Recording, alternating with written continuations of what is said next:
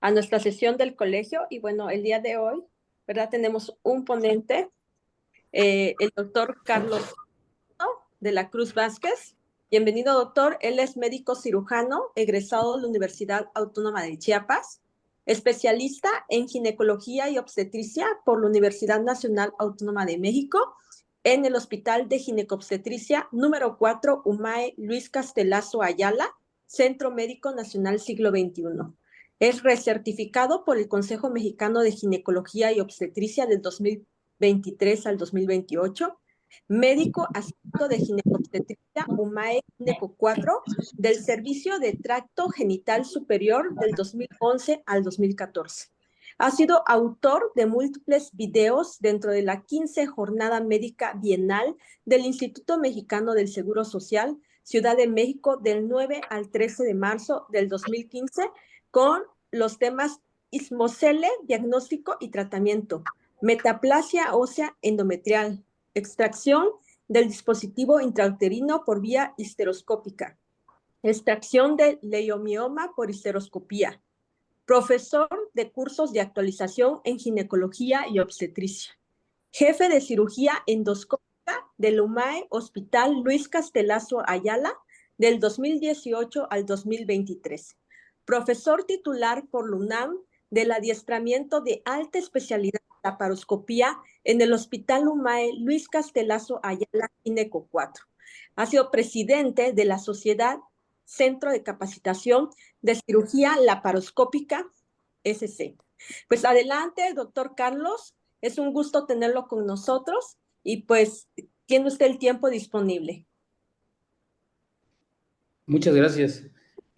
Bueno, pues gracias por la presentación. Sí, efectivamente, hemos tenido aquí unos eventos de ser conferencista nacional por la FEME, que es la Federación Nacional de Ginecólogos Endoscopistas.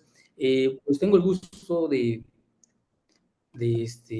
dar el tema de miomatosis uterina y sus respectivos tratamientos. Como hemos de saber nosotros, la miomatosis uterina es una de las causas más frecuentes por la que acude una paciente a una consulta ginecológica. Hablamos de ginecología. Entonces, los leiomiomas, ¿qué son? Los leiomiomas son tumores benignos que se originan pues del músculo liso uterino y estos alrededor contienen un tejido conectivo fibroso. Se ha considerado que estos son estrógeno dependientes y que su prevalencia es de un 70% en mujeres blancas y un 80% en mujeres de ascendencia africana. En global de un 30 a un 70%. Su incidencia es aproximadamente del 15 al 70% y esto también va a depender de la raza, de factores genéticos y de factores familiares. Hay que recordar también que la miomatosis uterina también se presenta de manera asintomática. ¿Esto qué quiere decir?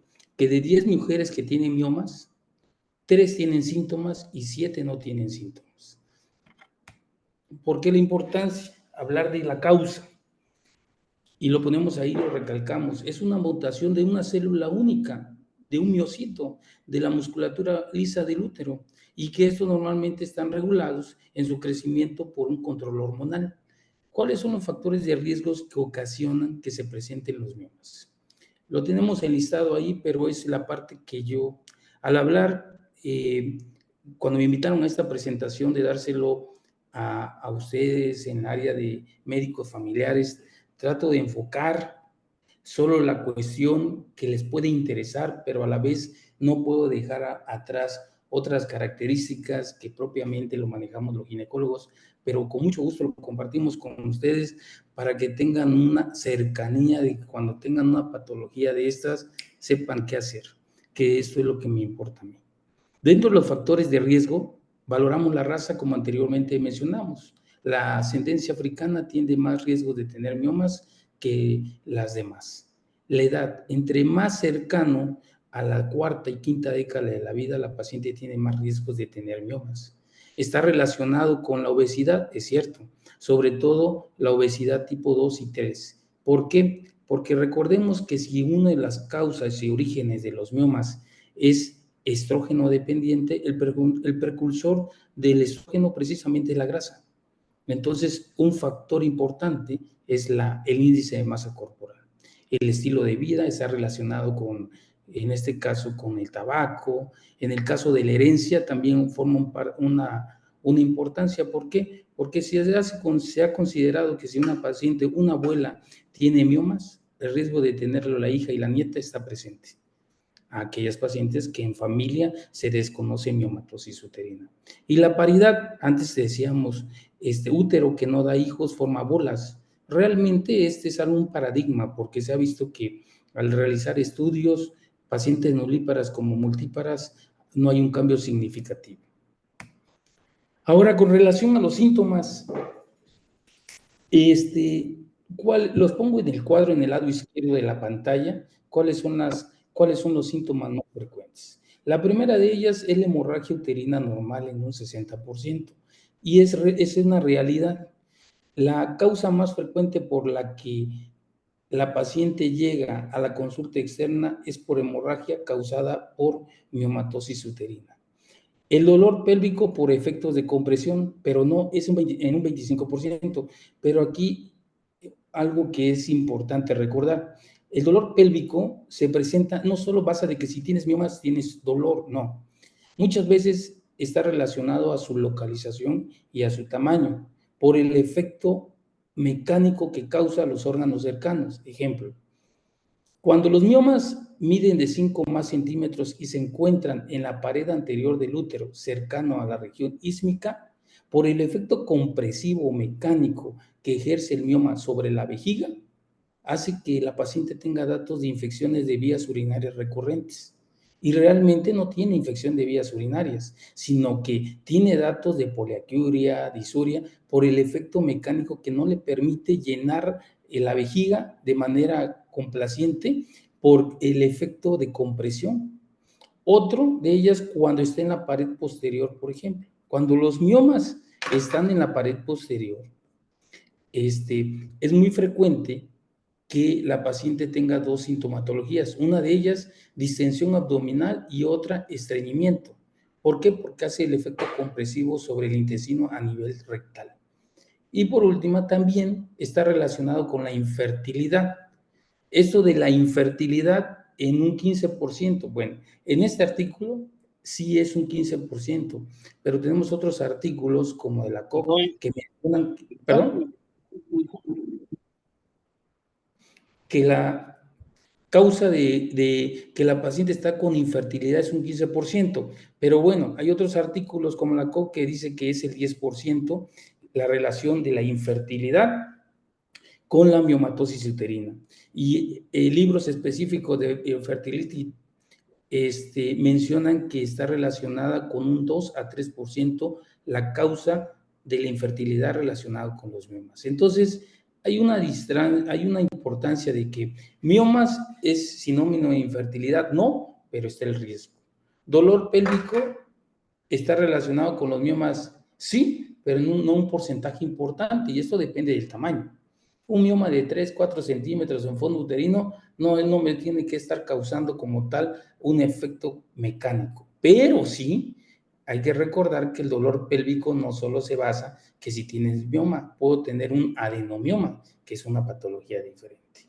Y del lado derecho ustedes pueden ver las sintomatologías que ya explicándole por qué se presenta, podemos encontrar la fisiopatología de cada uno. La distensión abdominal, el estreñimiento, los síntomas urinarios, la dismenorrea, la dispaurenia, y esto sobre todo cuando están cercanos al cérvix. Alteración en la implantación, sí, sobre todo si los miomas son submucosos.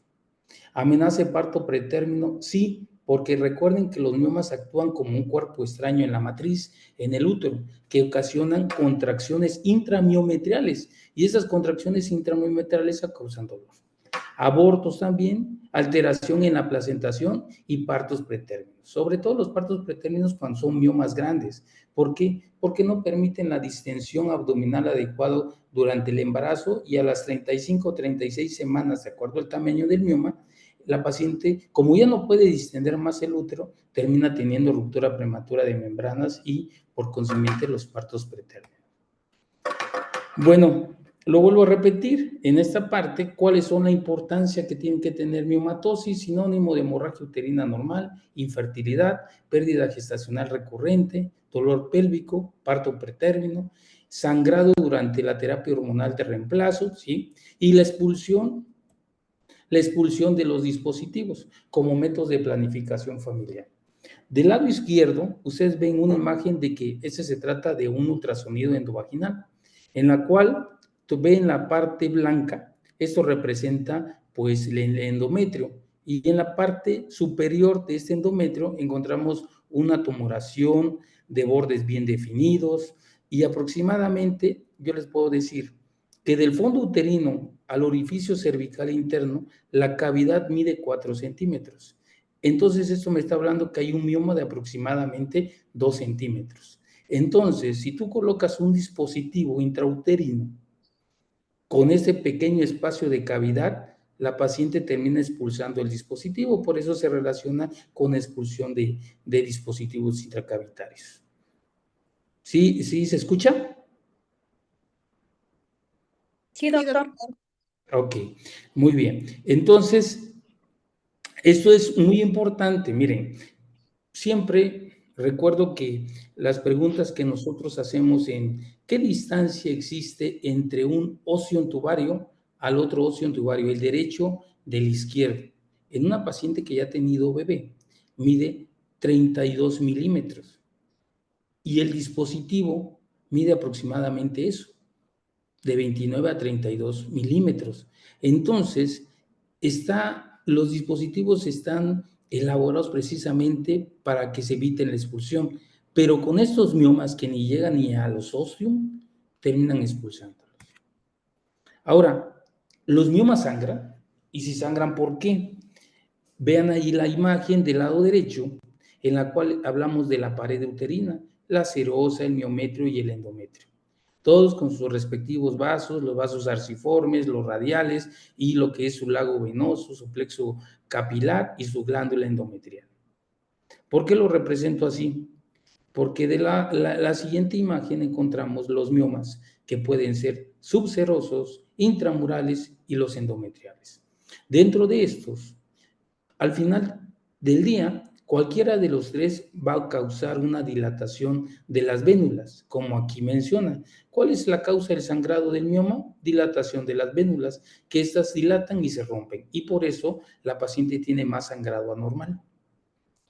Bueno, y aquí lo mencionamos. ¿Por qué sangran? Porque hay presión, porque alteramos el sistema venoso del útero, porque hay una alteración de factores locales de crecimiento vasoactivo. Sí, porque el mioma actúa como un proceso inflamatorio donde se encuentre, y eso ocasiona que la paciente tenga incremento de prostaglandinas, interleucina 6, interleucina 9, y esto pues altera pues el microambiente uterino.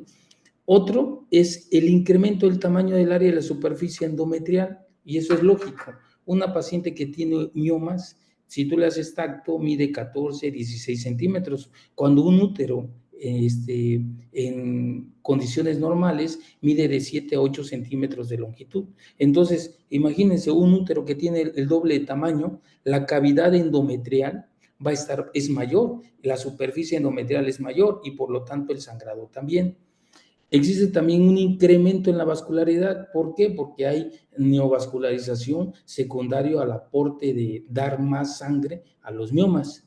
Y última es la ulceración endometrial que existen en los miomas submucosos. Entonces, si a ustedes les preguntan hoy, a partir de hoy, ¿por qué sangrarán los miomas? ¿Tiene algún sentido? Pues sí, es una por presión, 2 por proceso inflamatorio, 3 por ulceración, 3 por aumento en la vascularidad, 5 por angiogénesis, y esto es lo que causan los sangrados. Ahora, el origen del fibroma, como hablábamos de la mutación de una célula única, se desarrolla a partir de una célula endometrial.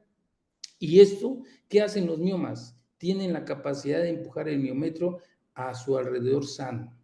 Y otro, que esto es fundamental para ustedes y también para nosotros, los ginecólogos que hacemos las miomectomías y todo ello, es que el mioma induce a la formación de una estructura protectora conocida como pseudocápsula. La pseudocápsula es la que envuelve al mioma y hace de que lo nutre. Entonces, muchas veces, ¿qué es lo que decimos? El mioma pertenece, la pseudocápsula, perdón, ¿es del miometrio o es del mioma? La respuesta es que es del miometrio. Entonces, si no sabes disecar la pseudocápsula, en la cirugía te va a sangrar como no tienes idea. Y entonces la pseudocápsula tiene esa estructura vascular que es la que da vida, alimenta y hace crecer a los miomas. ¿Y de qué está compuesta? De fibras de colágeno, vasos sanguíneos, neurofibras, neuropéptidos y neurotransmisores. Aquí hay un componente muy importante que se llama sustancia P, que ese es tan importante que va a permitir la adecuada cicatrización precisamente de una cirugía de miomectomía, por ejemplo. Y lo pongo en rojo aquí en el último, porque todo está relacionado con la pseudocápsula para su nutrición del mioma. Pero hay uno que no. Los miomas pediculados tienen una arteria nutricia especial, particular, y esas sí no dependen de pseudocápsula. Y aquí hablamos de la clasificación de los miomas por localización. Yo creo que ustedes han estado un poquito familiarizados de las clasificaciones de la FIGO en base a los miomas, en los cuales la Federación Internacional de Ginecología y Obstetricia clasifica a los miomas de acuerdo a donde se encuentren. Y vamos a platicar un poquito de ello para familiarizarnos y a medida que avanzamos en el tema no nos perdamos. Miren, del lado izquierdo hablamos que existen 8 tipos de, bueno, la clasificación del grado 0, 1, 2, 3, 4 hasta el 8. El grado, los miomas submucosos grado 0, 1 y 2 son los miomas intracavitarios. Y aquí menciona que el 0, vamos a la imagen del lado izquierdo, el 0 es completamente pediculado. Es decir, este tiene contacto únicamente con lo que es el endometrio. El grado 1 se considera que el mioma, más del 50% de la superficie del mioma está expuesto a la cavidad endometrial y menos del 50% al miometrio. El grado 2 es al revés. Más del 50% del mioma está dentro del miometrio y menos del 50% está expuesto a la cavidad endometrial. ¿Por qué viene la importancia? Ustedes van a decir, bueno, ¿y eso qué tiene que ver? Mucho. Porque el grado 0, 1 y 2 se quitan la miomectomía por resectoscopía o por histeroscopía, que es lo mismo. El grado 3 es cuando el mioma está completamente en miometrio, pero tiene un contacto con la superficie endometrial. El 4 es completamente miometrial y el 5 ya comentan lo mismo como el de las primeras dos, el 0, 1 y 2. El 5 también hablamos de que más del 50% de la superficie está en el miometrio, pero menos del 50% está en la cavidad peritoneal. El 6, pues más del 50% es expuesta a la cavidad peritoneal y el 7 es el mioma subseroso pediculado. ¿Y el 8 cuál creen que es? Dice que es otros. ¿Cuál puede ser? El mioma cervical, el mioma interligamentario, por ejemplo. Bueno, y hablamos también de algo que es, y lo ponen aquí, del 2 al 5, que es un mioma grande, que es el mioma, es el híbrido. ¿Por qué le llaman híbrido? Porque tanto tiene contenido de la cavidad intracavitaria o endometrial, así como tiene componente de la cavidad peritoneal. Ahora, ¿cómo trato a estas? Lo que es del 3 para el 8, la cirugía es abdominal o laparoscópica. El 0, 1 y 2 es histeroscópica. Y el 2, 5, el híbrido, también no se puede hacer la cirugía por histeroscopía. a pesar de que tiene componente endometrial, esta tiene que ser por cielo abierto o conocida como abdominal o en su defecto laparoscópico. Entonces, teniendo esto fue en el 2012-11 que se hizo la primera clasificación que se llama PALCOIN, en la cual PAL, creo que ya también estamos familiarizados, PAL son causas de hemorragia uterina normal por componente orgánico, es donde en la P es el pólipo, la A es la adenomiosis, la L es leiomioma y la M es malignidad o hiperplasia endometrial. El coin, como de moneda, es todo componente pero fisiológico, es decir, aquí no es estructural, es por anovulación, no clasificadas, etc.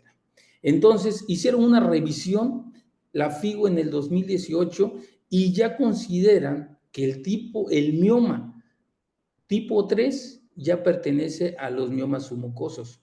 Es decir, ya pertenece a esta parte de los miomas submucosos, pero les voy a comentar entonces qué posibilidades tengo de hacerlo por histeroscopía. Muy baja. La realidad es que es muy difícil hacerlo, porque puedes perforar, cuando estás quitando este mioma, puedes perforar el útero, y si estás utilizando energía y está el intestino, ya te lo llevaste. Entonces, esto es muy importante. Pero, ¿cómo hago el diagnóstico? Pongo las más representativas, como es el ultrasonido endovaginal, la histerosonografía, el ultrasonido tridimensional, que ahorita ha causado una revolución para diagnósticos, la resonancia magnética y la histeroscopía diagnóstica. Ahora, el ultrasonido, aquí podemos ver, este es el útero, mide aproximadamente 7 centímetros, vemos el endometrio, vemos aparentemente el mioma y podemos hacer un diagnóstico que puedo sugerir que eso se trata de un mioma intracavitario, pero ¿hay diagnósticos diferenciales de esto? Claro que sí. Por ejemplo, ¿y qué tal si se tratara de un pólipo endometrial y no de un mioma? Bueno, pues esto es algo que es difícil en los ultrasonidos endovaginales. Su sensibilidad y especificidad es de un 85-90% para diagnosticar los miomas intracavitarios. Miren, aquí menciona úteros de mayor tamaño y múltiples miomas, menos exactitud, y eso se los explico por qué. ¿Cuál es la ventana que yo tengo cuando yo hago un ultrasonido endovaginal de tomar en cuenta? ¿Cuánto puedo medir del útero? Bueno, la ventana es de 12 centímetros. Entonces, una paciente que tiene un mioma que llega hasta la cicatriz umbilical, si le hago un ultrasonido endovaginal me quedo corto. ¿Por qué? Porque el tamaño, el espacio de medición son 12 centímetros. Entonces, aquí es un ultrasonido pélvico. Pero bueno, es importante que ustedes sepan, si estás lleno de miomas, pues ¿para qué pides el endovaginal? Pide directamente un pélvico. Pero bueno, ahora, la histerosonografía, ¿en qué consiste la histerosonografía? Nosotros agarramos y le colocamos, cuando no tenemos sondas Foley número 10, a través del cuello uterino colocamos sondas de alimentación número 8 y le colocamos líquido. ¿Para qué? Para que esto se llene de agua y pueda visualizar estas imágenes que pueden ser, este es para mí un mioma, este para mí es un pólipo, y entonces identificar de qué se trata. Ahora, ¿ustedes saben cuánto líquido le entra a la cavidad uterina en un útero normal o en condiciones normales? Las respuestas son 10 mililitros. 10 mililitros tú llenas la cavidad uterina y con esa te permite identificar todas estas imágenes. Les voy a comentar algo. Siempre he tenido un problema en que, como siempre me gusta dar la presencial, eso me gusta que sea dinámico para que le saquemos mayor provecho, pero bueno, yo me autorrespondo a lo que les pregunto, pero es con la finalidad que ustedes tengan esa oportunidad de entenderle bien por qué pides una histeroscopía, una histerosonografía. Bueno, aquí tenemos un ultrasonido trilaminar y miren, aquí se ve hermoso. Puedo ver el endometrio, el área subendometrial y el miometrio. Y lo más importante es que me va a permitir una reconstrucción volumétrica. Como podemos ver acá, el de aquí arriba es una un ultrasonido vaginal y podemos imaginarnos cómo están los miomas. Aquí están representados el 0, el 1, el 2, el 3, cómo siguen. Y el de abajo es una tridimensional en cómo están ubicados y cómo puedo ya hacer mi procedimiento quirúrgico, si es que así va a ser. Esto es para que miren aquí en esta imagen, acá podemos ver tridimensional, una reconstrucción tridimensional. Esta es una malformación mulleriana y aquí al lado esto es un hidrosalpinx. Ahora, la histeroscopía diagnóstica. Ustedes aquí en la parte izquierda tenemos 3 fotos en la cual esta es un grado 0, en la cual, si se dan cuenta, el mioma está adherido al endometrio. El grado 1 tiene un contacto menos del 50%, casi este es un pediculado, de hecho, de un 50%, y por eso se llama grado 1. Y el grado 2 es este. Ahora, nosotros histeroscópicamente, ¿cómo lo diagnosticamos? La misma manera, esto es esto que ven en la imagen. Hacemos un trayecto de donde es la base de implantación del mioma, hacemos una línea recta y tomamos un punto del mioma. Si esta recta tiene menos de 20 grados, se considera que es el grado 0. El grado 1, lo mismo, tiene que tener un espacio de aproximadamente más de 20 y menos de 90 grados para que considere que es un mioma grado 1. Y el grado 2 se considera que si tomo una línea recta acá y otra línea recta acá, el ángulo que se presenta es más de 90 grados, considero que es un mioma grado 2 con relación a estas imágenes. Eso que voy a presentar ahorita es una histeroscopía, se las voy narrando y la importancia que tiene estos tipos de procedimientos. Aquí entramos a vagina. Siempre el histeroscopio, el instrumento que mide 4 milímetros, la lente, ingresamos a la cavidad uterina, a la cavidad vaginal. Entonces entramos por vagina y lo que veo en la parte superior aparentemente es el cérvix, y eso que estoy viendo es era el fondo de saco. Y encontramos ahí el cérvix, si se dan cuenta, está lateralizado a la derecha. Entonces vemos un pólipo endocervical, y tenemos que pasar a través de ella para entrar a la cavidad uterina. Ahí estamos haciendo movimientos gentiles para poder entrar. Ahí ven burbujas, producto de medio de distensión. El histeroscopio lleva solución fisiológica a una presión de 70 milímetros de mercurio para que pueda distender la cavidad.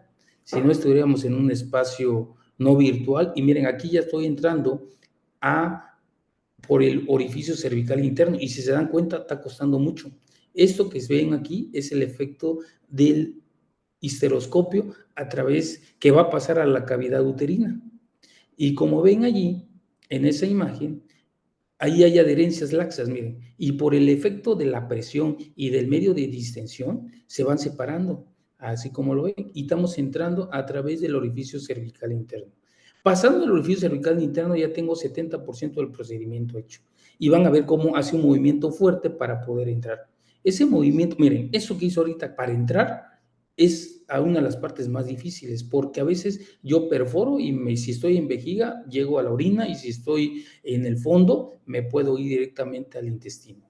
Entonces aquí vamos a mejorar la imagen, y si se dan cuenta, entramos a la cavidad uterina, y todo lo que lleva ahí, pues es moco. Entonces empezamos a revisar, el aspecto es amarillento, eso que ven de movimientos es la presión por el líquido, y vemos el ostium del lado derecho. Seguimos haciendo un mapeo y nos vamos a ir del lado contralateral, que es el lado izquierdo, y ahí vemos también el orificio del ostium del lado izquierdo. Nos vamos hacia atrás y encontramos una imagen. Esa tumoración será pólipo, será mioma, y todas las características físicas es compatible con un mioma. Miren, ahí entramos nuevamente al orificio, buscando que no exista un pólipo tubario. Nos vamos hacia atrás y podemos identificar. Lo que estamos haciendo es hacer una medición con el histeroscopio para ver cuánto mide. ¿Se acuerdan? Miren, aquí vamos a disminuir la presión de la solución y van a ver cómo se va a empezar a cambiar de coloración. Aumenta su vascularidad del mioma. Ahorita lo van a ver, esa parte, y ven también toda la cavidad, es tubular, miren, es tubular y es y datos atróficos. Entonces, desde ahí, con este video yo estoy viendo que se trata de una paciente posmenopáusica. Y miren cómo aumenta la vascularidad, ¿eh? Esto es lo característico de las pacientes con hemorragia posmenopáusica. Miren arriba, ya está sangrando. Esto es la característica de la hemorragia uterina posmenopáusica. Bueno, otro estudio que es importante mencionar es la resonancia magnética. La resonancia magnética sí tiene importancia, pero para hacer una histerectomía, pues no necesito llegar a ello. Porque también eso quiero que se lleven ustedes. Bueno, es que como yo, pues me dieron la clase de miomatosis y me dicen que un medio diagnóstico es la resonancia magnética, entonces a todas les pido resonancia magnética. No. En esto tiene otro sentido. Por ejemplo, ¿de qué me sirve? Me sirve para mapear. Aquí está el útero, aquí está la vagina, y en esta parte encuentro un mioma, encuentro otro mioma, y encontré 4 miomas, y esto me abarca como 18 centímetros. ¿Puedo hacer miomectomía? Sí. Entonces, ¿tengo éxito de acuerdo al tamaño del miometrio? Sí. Puedo tener posibilidades de que esta paciente le conserve yo este útero. Entonces, no todas las pacientes que tienen mioma le tienen que hacer resonancia. De hecho, probablemente están contadas. Hay otras veces que, por ejemplo, para quitar un mioma intracavitario, es decir, un mucoso, muchas veces y es grande, tengo que medir qué distancia, y lo voy a poner con relación a miren, a este lado izquierdo, este mioma, y resulta que estuviera dentro de la cavidad. Yo tengo que tener un espacio del borde de la serosa al borde del mioma de 4 milímetros o más si yo quiero hacer una miomectomía por receptoscopía. Si mide menos, está contraindicado hacer una receptoscopía. ¿Por qué? Porque voy a perforar. Entonces, ahí sí tiene sentido una resonancia magnética. Bueno, y existen los diferentes tratamientos para los miomas. Tengamos en mente, ¿cuál es el objetivo del tratamiento? Si el objetivo es porque tengo una paciente que tiene miomas, pero está asintomática, el tratamiento es expectante. No doy ni tratamiento médico, ni tratamiento quirúrgico. Pero también, aguas, si el mioma son grandes, simplemente por un útero mayor de 12-14 centímetros está indicado la cirugía. Entonces, por ejemplo, una histerectomía. Paciente de 42 años con útero de 14 centímetros. ¿Lo protocolizo para histerectomía? Sí. Tienes todas las condiciones para hacerlo porque esta va a desarrollar sintomatología. Y después en una paciente sintomática cae anemia. La hemorragia uterina te lleva a la anemia, te lleva a un cuadro, al estar anémico, pues asténico, debilidad, la calidad de vida de la paciente y todo se empieza a alterar. Y antes que llegues a eso, mejor te programo, te hago un protocolo y te opero. Entonces, otra, cercano a la menopausia, sí, pero también depende de localización del mioma. Por ejemplo, yo les podría preguntar, ¿el tamaño de los miomas es importante, sí o no?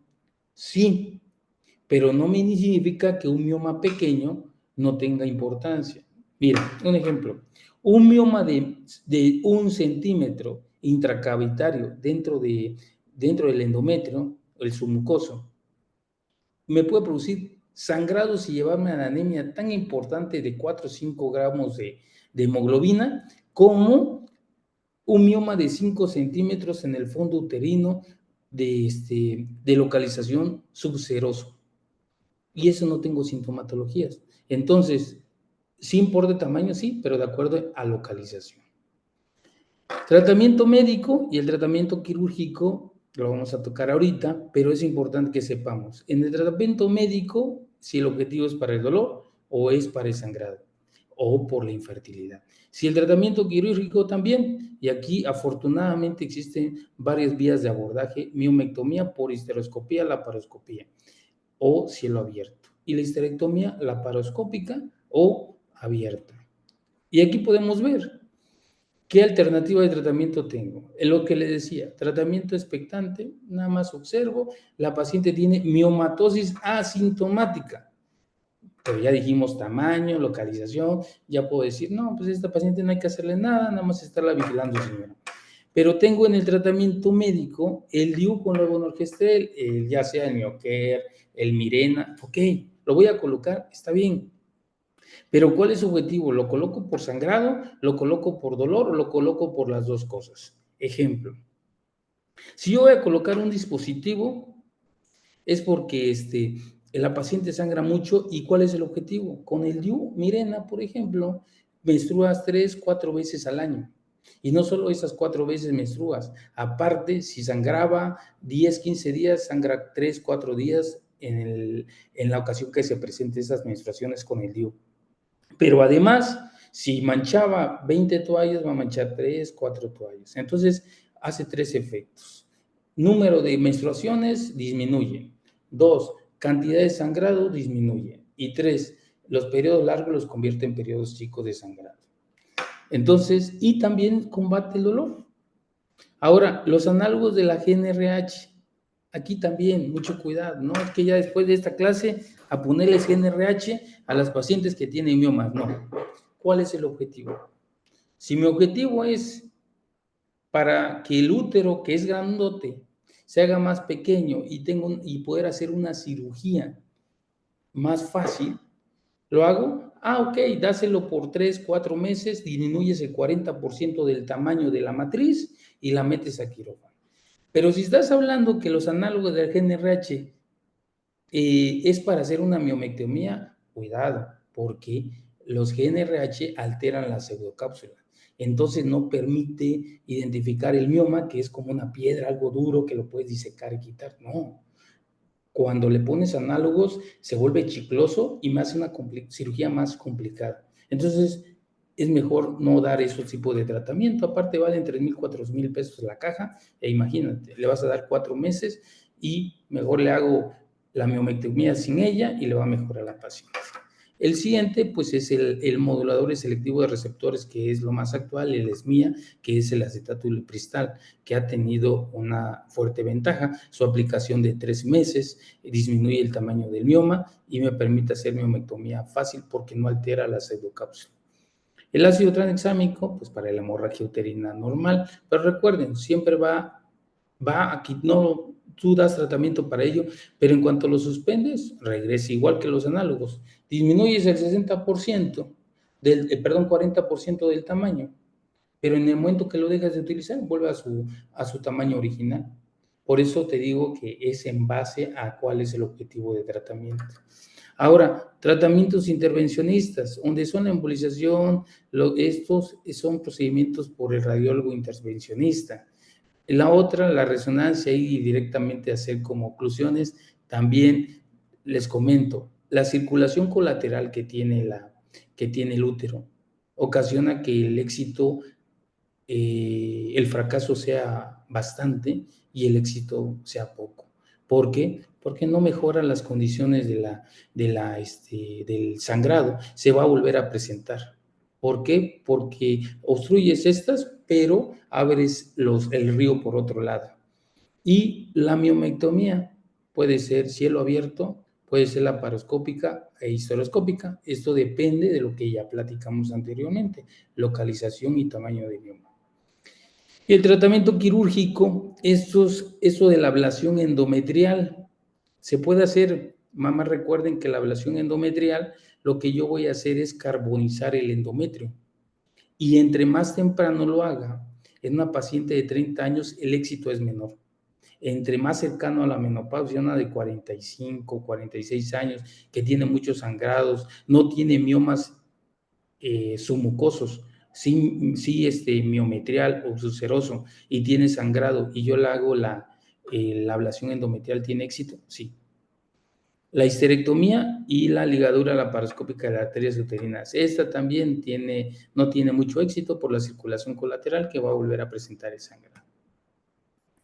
¿Qué tenemos que tener en cuenta? Miren, algo que quisiera, pues no me voy a ir cómo se hace en cada procedimiento, pero me van a preguntar, bueno, a mí de qué me sirve saber su evaluación preparatoria, porque si no lo voy a operar yo. No, pero muchas veces dentro del proceso de la cirugía, pues, todos nosotros podemos hacer mucho, los que no operamos y los que sí operamos. ¿Por qué? Porque ustedes mismos pueden estar determinando, esta paciente se va a quirófano, esta paciente, si está en unidad de medicina familiar, enviarlo a un hospital de segundo nivel para su cirugía. Esta paciente no es necesario enviarla porque me van a regresar, le voy a poner su dispositivo, le voy a, esta paciente le voy a dar manejo expectante, ya tener otro preámbulo de los procedimientos quirúrgicos. Y también ustedes muchas veces lo operan en segundo nivel y cuando hay complicación llegan al primer nivel y el primer nivel no sabe muchas veces qué podría estar pasando. ¿Será que lo amerita que lo envíe nuevamente al segundo nivel? Yo lo puedo tratar, darle ese tratamiento y darle un seguimiento. Bueno, esto es la importancia de que yo platique un poco de esto con ustedes.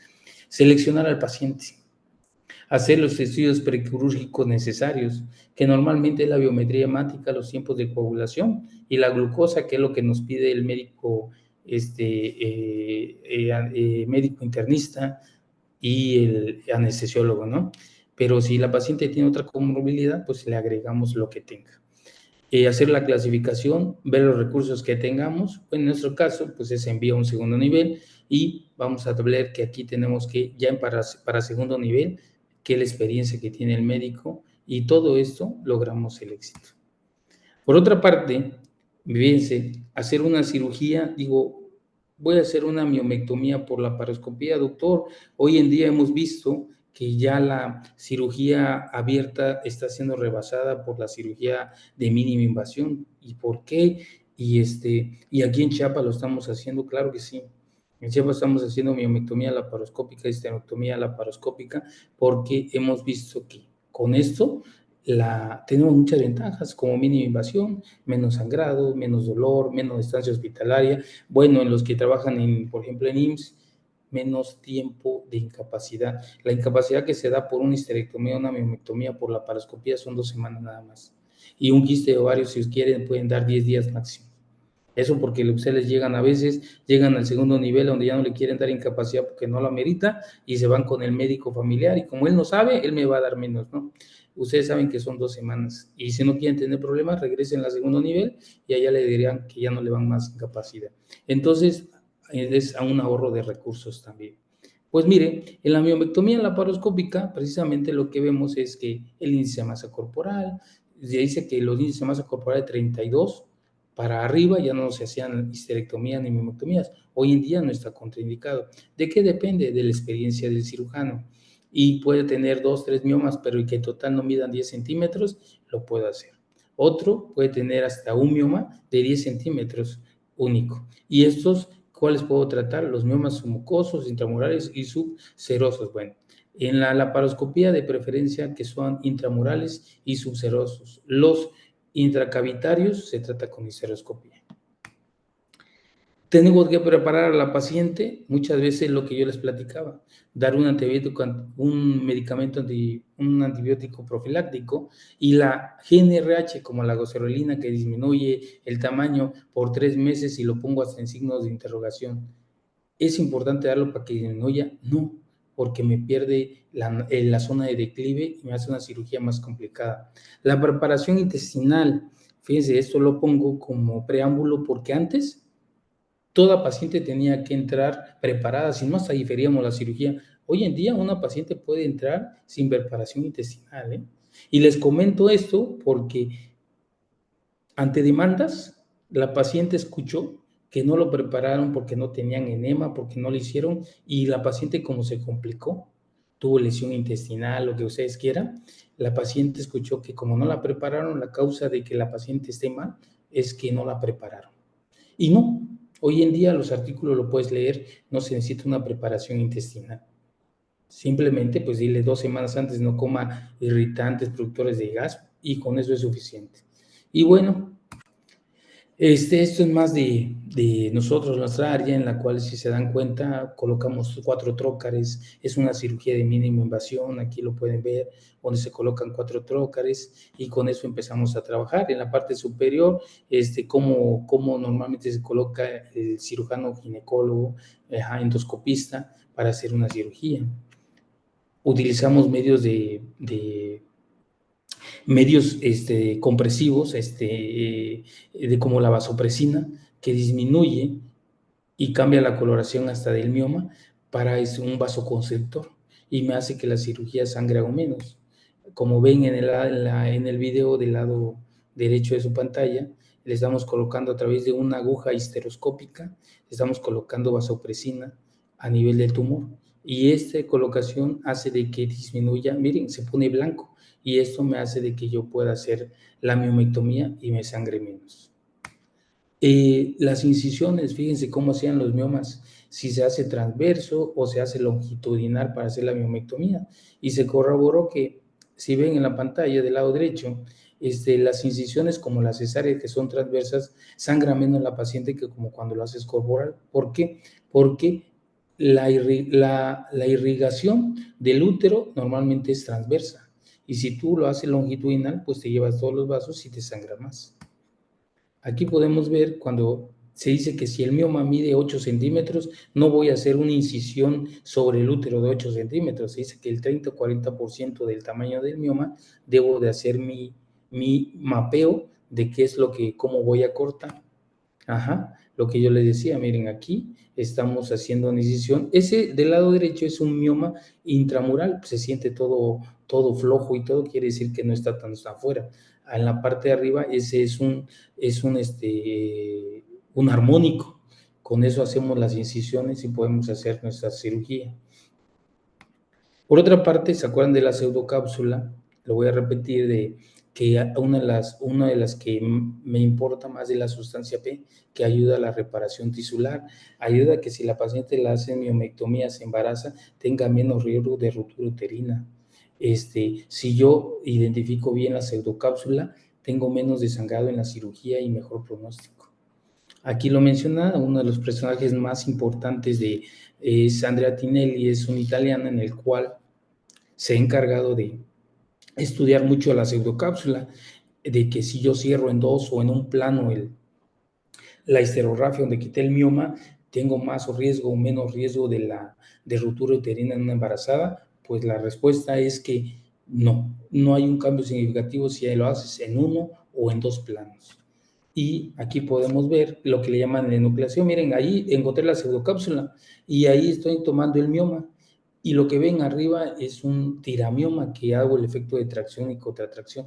Miren cómo ya lo identifiqué, no abrí tanto el útero, ya lo identifiqué el mioma, y lo empiezo a disecar y extraer. Hacemos tracción, contratracción como principio básico de la laparoscopía. ¿Se dan cuenta? Aquí están metiendo más el tiramioma, que es el que parece como tornillo, y del otro lado está haciendo una presión y nosotros la contratracción, y miren cómo se desplaza y se quita ese mioma. Y aquí, y miren el grado de sangrado. ¿Me ha sangrado? No, porque encontré bien el plano de declive, encontré bien la pseudocápsula y por lo tanto me sangra menos. Y aquí podemos ver lo que le decíamos, la enucleación se lleva a cabo encontrando las áreas de declive. Eso que parece como tornillos acabocado o donde agarramos para el brindis, sacacorcho, pues es lo que nosotros utilizamos para poder trabajar y hacer. Al lado donde ustedes ven abajo es el intestino. Entonces puede estar cerca, pero nosotros, mientras visualicemos y no demos energía, nosotros nos va a ir excelente. Por otra parte, las suturas, miren, aquí la hemostasia, entre menos deforme dejemos la cavidad, mejor pronóstico. Aquí hicimos la miomectomía en 2 planos, por ejemplo. Evitamos que con la energía que utilizar lo menos posible para no devitalizar el tejido y no producir dehiscencias o, en su defecto, más riesgos de ruptura uterina. Fíjense, no sé si ustedes conocen las suturas barbadas. Las suturas barbadas tienen una importancia. Aquí en el lado derecho podemos ver que estas son suturas, estas son las barbas, todo esto alrededor. Y de un lado está la aguja y del otro lado está un tope. Las bidireccionales porque en cada extremo de la sutura hay está una aguja. Y aquí en la parte media hay como el cambio de las barbas, el sentido de las barbas para que pueda hacerse las miomectomías. Estas son las empresas. Dicen que la sutura barbada tiene una ventaja. Disminuye el 32% del tiempo quirúrgico de la cirugía de una miomectomía con Vicryl del 1, por ejemplo, el convencional, a una sutura barbada, pero tiene una desventaja. La desventaja que tiene es que son costosas, cuestan 5 o 6 veces en promedio de un Vicryl. Un Vicryl te cuesta 200, 300, bueno, la sutura barbada cuesta 1,800, 2,000 pesos. Y aquí podemos ver cómo se utilizan una sutura barbada que tiene de dos lados, pues empiezan las cirugías a la mitad. Cuando una sutura va de este lado, la otra aguja va de este lado. Cuando es unidireccional de un lado, como esta, todo va de un lado como una cirugía abierta. Empezamos de un extremo y terminamos en el otro. Y los morceladores, fíjense, los morceladores es tan importante. ¿Cómo voy a extraerme el mioma? Porque acuérdense, si hago una cirugía laparoscópica y el tamaño máximo es un trocar de 10 milímetros y voy a sacar un mioma de 10 centímetros, ¿cómo lo saco? Pues necesito un morcelador, o bien, ¿cómo lo puedo extraer? Por vía vaginal, abro el fondo de saco posterior y por ahí lo saco, hago vía abdominal, pero bueno, ya mi pregunta es, si voy a hacer una incisión para sacar por vía abdominal o un mioma de 10 centímetros, entonces, ¿cuál es la importancia de la cirugía de mínima invasión? No tiene mucho sentido. Entonces, por eso se utilizan morceladores electrónicos o morcelación con bolsa de Minifan. También eso se vuelve una mini laparotomía. Y estos son una de las empresas que vende ese tipo ese es un morcelador, ¿sí? Uterino. Y esto en promedio vale, solo es de un solo uso, se llama Lina, y vale aproximadamente 15,000 pesos. Entonces, imagínense, si tú le quieres decir a la paciente que su miomectomía por láparo le va a salir 30,000 pesos, solo llevamos 15 en eso. ¿Cuánto nos falta para poder hacer todo y bien? Y miren, ese ya es en acción el morcelador. Aquí estaba haciendo una miomectomía. Esa es la cuchilla, ahí se ve. Voy a meter como una pinza tractora. Identifico el mioma. Ajá. Y empiezo a traccionar y miren el efecto que tiene. Voy a hacer como, miren, eso empiezo a jalar y me empiezo a extraer todo el mioma. Ajá. Y lo empiezo a extraer por partes hasta su totalidad. Vuelvo a agarrar otra porción, hago el mismo efecto, hasta extraer todo. Miren, ahí se ve cómo gira, ¿no? Es un morcelador, esa es la función, extraigo los pedazos que están de más, ya sea con mi grasper y todo, y terminamos la cirugía. Si ven atrás, ya está suturada el útero. Miren, una cirugía laparoscópica tampoco es una sencillez. Dicen, cirugía de mínima invasión no significa cirugía de mínimas complicaciones. Al contrario, puede tener más complicaciones. Y eso va a depender en las manos de donde estamos, del cirujano. Miren, esta es una cirugía de colocación de una malla por laparoscopía. El conocer, el saber, tener los principios básicos de la laparoscopía hace que todo salga bien.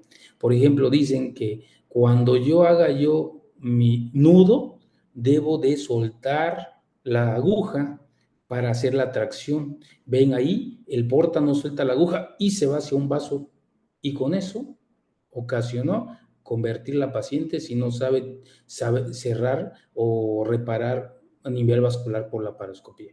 Y se acabó la cirugía. Y ya habían acabado la cirugía.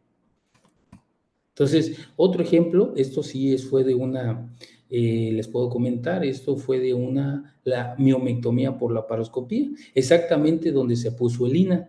¿Qué pasó? Se dice que todos los hoyos, es decir, donde están los trócares mayores de 10 milímetros, tienes que cerrarlo con Vicryl, con lo que sea, pero lo tienes que cerrar. Los de 5 milímetros no se cierran, esos se dejan ahí, solo en la piel, pero por dentro la aponeurosis no lo cierras, pero el de 10 sí lo tienes que hacer, y si no lo haces, pasa lo que van a ver ahorita. Sí, Ajá. Mire, ¿qué pasó? Si vieron, se atrapó el intestino, se metió allí. Y al meterse ahí a la hora empezó la paciente con náusea, vómito, al siguiente día después de la cirugía. Y se reintervino por la paroscopía y miren, se verificó que no tuviera isquemia, que todo está bien y la paciente al otro día se fue a casa. Pero no llegues a eso si no lo sabes hacer, si no tienes los principios básicos de la paroscopía. Miren, por eso la laparoscopía siempre va a tener una ventaja en manos expertas de hacer una cirugía laparoscópica. Aquí también ya están lavando, ya limpiando, esa fue la miomectomía, ahí pueden ver que por eso entró y la reintervinieron por la oclusión intestinal en uno de los trócares. Ahí se ve donde se da el punto interno y las conclusiones, no para la miomatosis, sino para el procedimiento. Es una técnica eficaz, pero esto va a ser de un entrenamiento adecuado. Para que pueda hacer la paroscopía en ginecología se necesita aproximadamente un año. Tener el instrumental adecuado, contar con todos los instrumentales para el procedimiento que vas a hacer. No vayas a intentar hacer una miomectomía y no tengas un morcelador, porque una cirugía de 1 hora se va a convertir en 5. El tiempo quirúrgico es igual o mayor que una miomectomía por laparotomía. Y la miomectomía por histeroscopía no es peligrosa en manos experimentadas. La laparoscopía cada vez es invitada más a las miomectomías.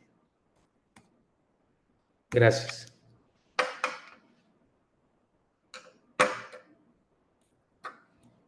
Tenemos por ahí unas preguntas en chat. Si me ayudas a leer, doctor Néstor, las preguntas. Claro, doctor. Doctor, Carlitos, por ahí parte del grupo tiene preguntas, y les voy a leer para que podamos responderles. Ok. Por ahí preguntan, ¿cuánto tiempo puede haber nuevamente otro crecimiento de miomatosis posterior a la cirugía? ¿Cómo? No lo entendí. A ver, otra vez. ¿En qué otro tiempo puede haber nuevamente un crecimiento de miomatosis posterior a la primera cirugía? Ok, eso está muy documentado que de 3 a 5 años posterior a una miomectomía puede desarrollar.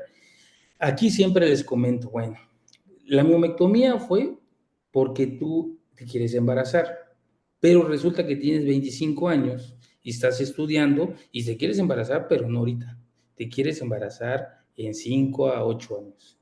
Si te encuentras asintomática, yo te recomendaría que no te hagas el procedimiento ahorita, que te lo hagas casi cercano a cuando te quieras embarazar. Porque si por definición a 3 a 5 años lo vas a tener, es decir, que cuando quieras volverte a embarazar ya tienes otro mioma. Gracias, doc. Por ahí también preguntan, ¿qué tan frecuente es el choque hipovolémico por hemorragia uterina secundaria a la miomatosis? Y Ah, claro. sería el Sí. abordaje de primer nivel de atención tanto en primer nivel como en alguna MC, que es la atención médica continua, que están en las UMFs. Ok, sí, el choque hipovolémico no es frecuente, pero sí se presenta. Se presenta de 3 al 5%. 3 al 5% pueden desarrollar choques hipovolémicos. Entonces, la importancia de qué tratamiento tienen. Por ejemplo, yo te puedo decir que pacientes úteros de 10 centímetros con un mioma intracavitario de 2 centímetros puede llegar a esos niveles de choque hipovolémico, llegar a 4, 3 de hemoglobina por hemorragia y le tienes que transfundir y todo.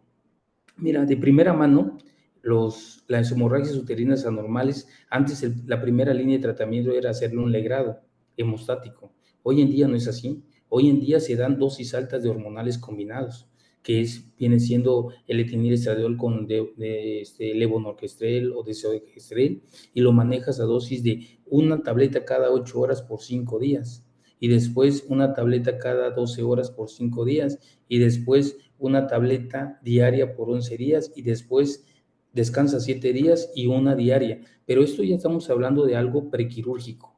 No es prequirúrgico, quiero comentar cuál es el objetivo. Si yo estoy hablando de una paciente de 45 años, pues no le voy a hacer miomectomía, voy a hacer histerectomía.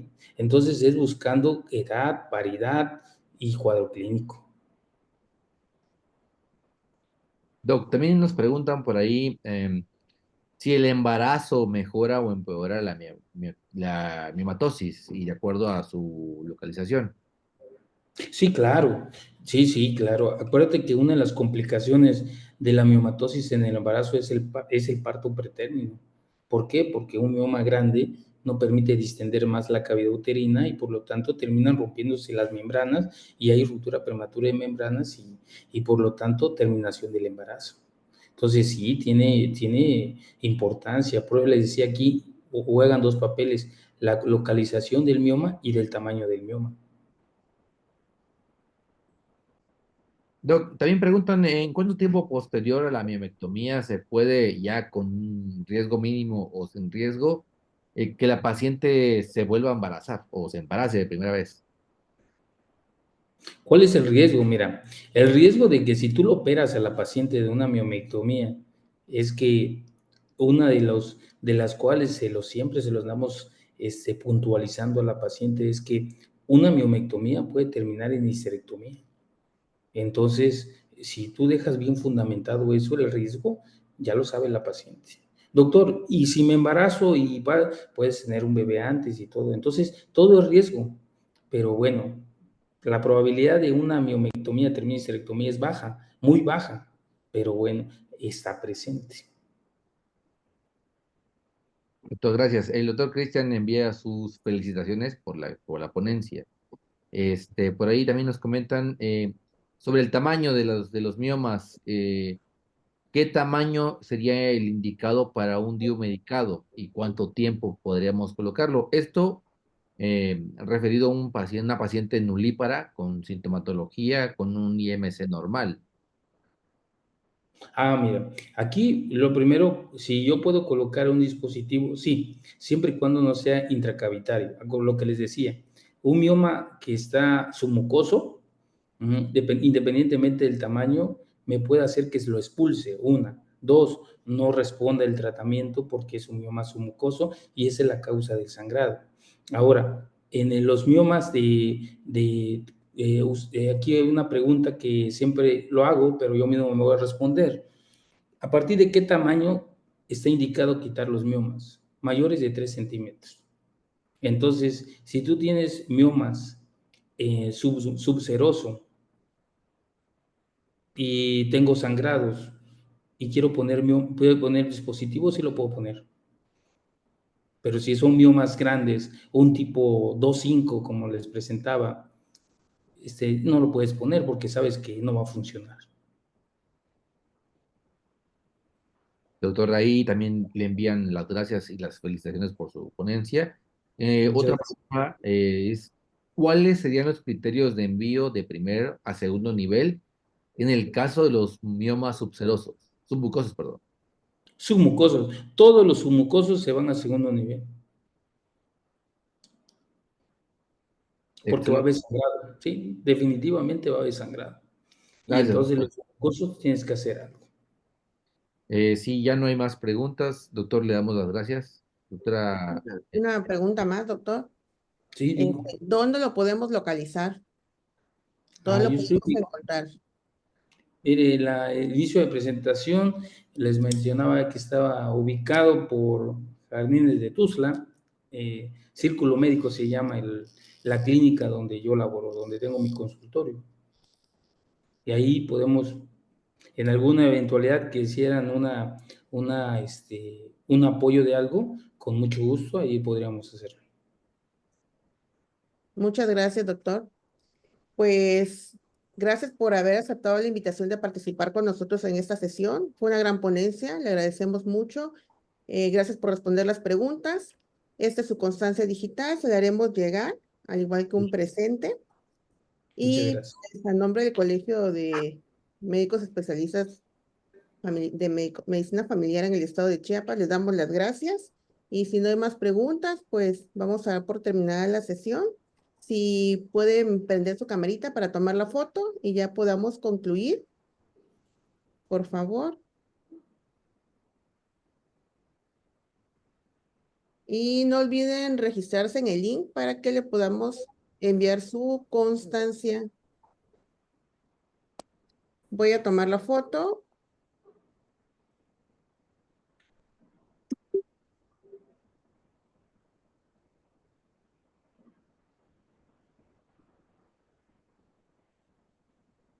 Ok, muchas gracias. Ya quedamos todos en la foto.